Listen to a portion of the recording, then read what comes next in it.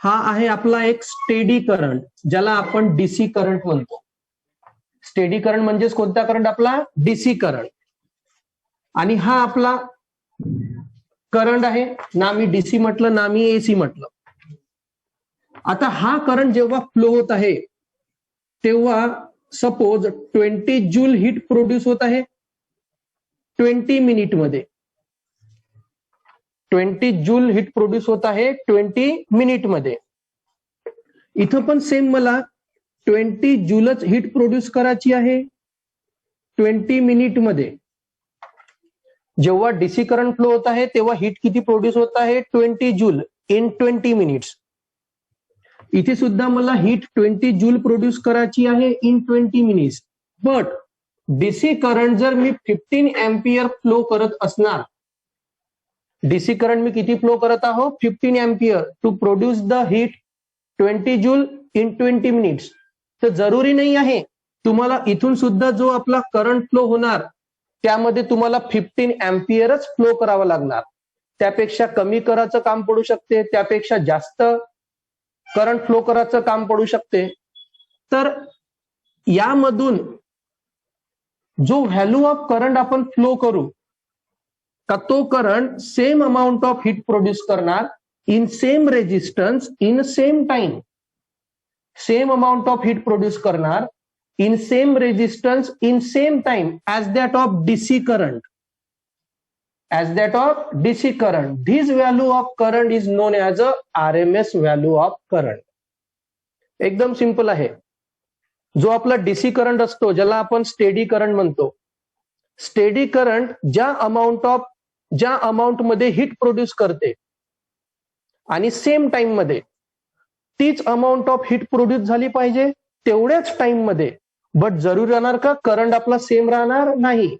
जर सपोज हा 15 एम्पियर मध्ये 20 जूल प्रोड्यूस करत आहे 20 मिनिट मध्ये, आणि हा प्रोड्यूस करत आणि हा करंट जेव्हा आपण 10 एम्पियर फ्लो करतो तेव्हा तो 20 जूल प्रोड्यूस करतो 20 मिनिट मध्ये. तर ही झाली आपली आरएमएस व्हॅल्यू. ही कोणती व्हॅल्यू झाली? आपली आरएमएस व्हॅल्यू. मग आरएमएस व्हॅल्यूचे डेफिनेशन काय येणार?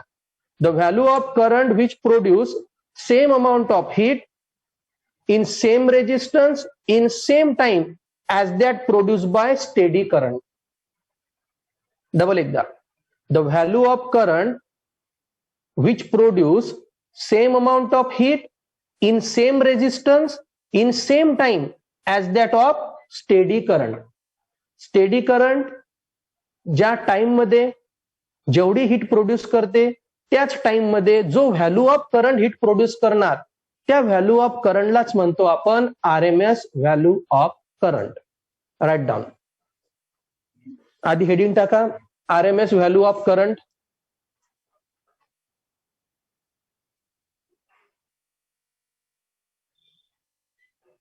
आणि लिहा the value of current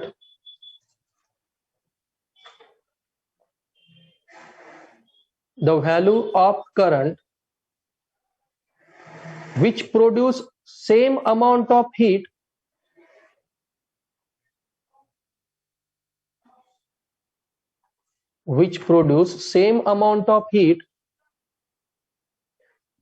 in the same resistance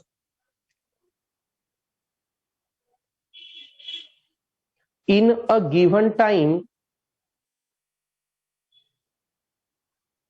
same amount of heat in same resistance in a same time किंवा in a given time as that of produced by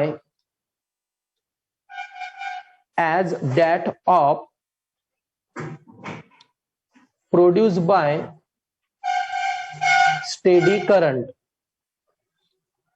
As that of produced by steady current. This value of current is known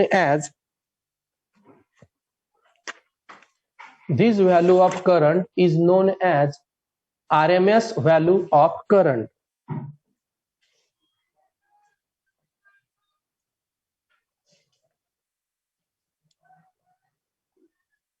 next heading टाका relation between RMS value and peak value of current.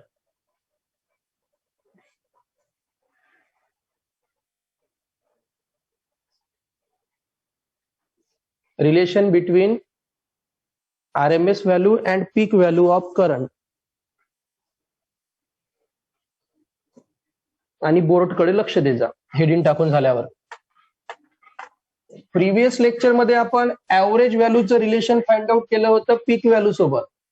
आजच्या lecture मध्ये आपण RMS व्हॅल्यूचं relation show करणार आहे peak value सोबत. त्याचा formula आहे विद्यार्थी मित्रांनो, I square of RMS equal to integration 0 tends to 2 pi I square d theta upon 2 pi. 0 tends to 2 I square RMS equal to 0 tends to 2 pi I square d theta upon 2 pi. Okay, आता इकडे थोडं carefully लक्ष द्या. आपल्याला RMS value of करंटचं relation find out करायचं आहे peak value of current सोबत. बट इथे गिवन आहे फक्त आपल्याला आय. तर करंटचं जे स्टँडर्ड इक्वेशन असते, we know that the standard equation of current जे काय बोललो मी स्टँडर्ड इक्वेशन ते असते I equal to I0 square I equal to I0 sine theta. I equal to I0 sine theta हे असते आपल्या करंटचं स्टँडर्ड इक्वेशन. तेच जर ईएमएफचं म्हटलं असतं तर ई इक्वल टू आलं असतं E0 साइन थिटा. आणि हा जो थिटा असतो हा थिटा म्हणजेच असतो ओमेगा टी. आता आपल्याला काम नाही आहे, बट जेव्हा आपण यावर डिपेंड प्रॉब्लेम घेऊ तेव्हा कामी येणार. तेव्हा आपण थिटाच्या ठिकाणी डायरेक्ट काय लिहित असतो ओमेगा टी. आता आय म्हणजे मी लिहिलं I0 साइन थिटा. ही व्हॅल्यू जर मी आता इथे पुटअप केली, so I square RMS equal to 2 pi तर तो बाहेरच जाणार 1 upon 2 pi integration 0 tends to 2 pi. I म्हणजे होते I0 साइन थिटा, तर आय स्क्वेअर म्हणजे काय होणार I0 square sine square theta D theta. आता यामध्ये हा जो I0 स्क्वेअर आहे हा कॉन्स्टंट आहे, कारण इंटिग्रेशन मध्ये फक्त डी थिटा आहे, तर आपण थिटाचंच इंटिग्रेशन फाइंड आउट करू शकतो. So I square RMS equal to I0 square upon 2 pi integration राहिला आपला 0 tends to 2 pi sign square theta D theta. आता आपल्या इंटिग्रेशन मध्ये सुद्धा साइन स्क्वेअर थिटा असा कोणताच फॉर्म्युला नाही आहे. मग आपण ट्रिग्नोमेट्रिक टर्म यूज करू. 1 मायनस थिटा इक्वल टू असते 2 साइन स्क्वेअर थिटा बाय 2. ते यूज करू. लक्ष द्या. नाव trigonometric term 1 minus cos theta equal to असते विद्यार्थी मित्रांनो 2 sine square theta by 2. 1 minus cos theta 2 sine square theta by 2. मला फक्त साइन स्क्वेअर थिटा पाहिजे. तर आधी काय करू आपण, थिटाला जी टर्म डिवाइड आहे ते या साईडला जाऊन थिटालाच मल्टिप्लाय होणार. जे थिटाला डिवाइड असते ते थिटालाच मल्टिप्लाय होत असते. तर हा थिटाला जो 2 डिवाइड आहे या साईडला येऊन थिटाला मल्टिप्लाय होणार, आणि हा जो 2 आहे हा होल टर्मला डिवाइड होणार.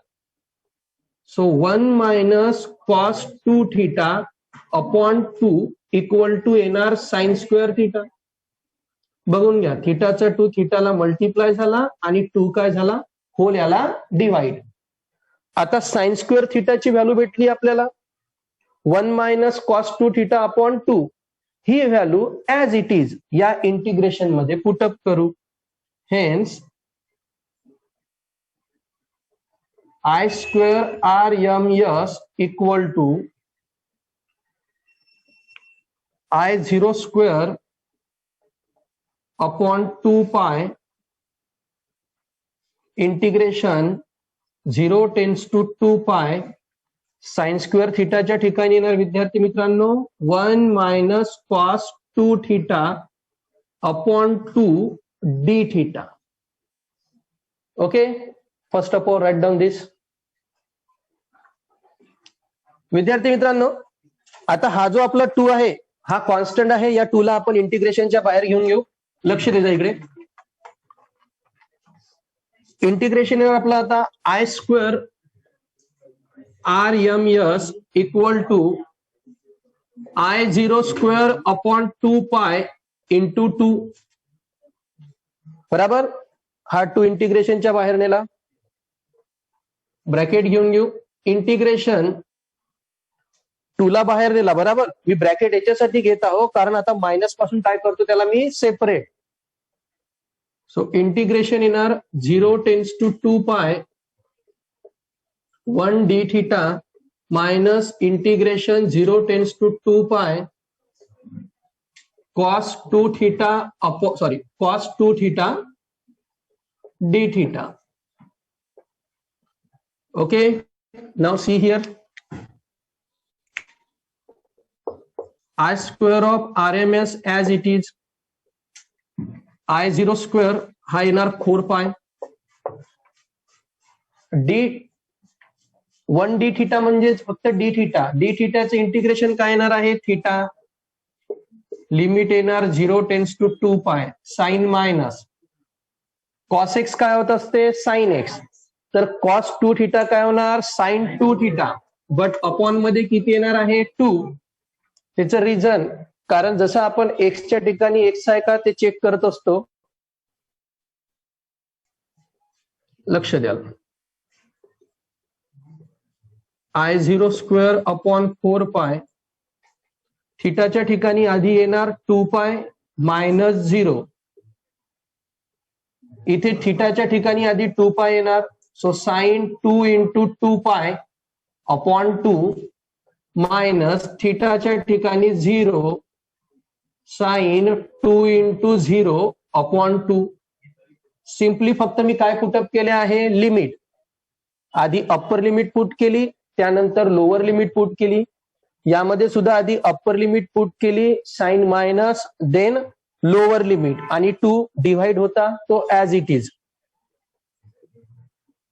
I square R M S I0 square upon 4 pi 2 pi minus 0 2 पाय येणार. साइन 2 इंटू 2 पाय 4 पाय साइन 4 पाय होते 0 साइन 0 0 0 तर हा पण 0 झाला. या दोन्ही टर्म काय झाल्या आपल्या 0. तर आन्सर आलं फक्त आपलं twice pi. Pi pi get cancel. So I square R M S equal to I0 square upon 2. First of all write down this.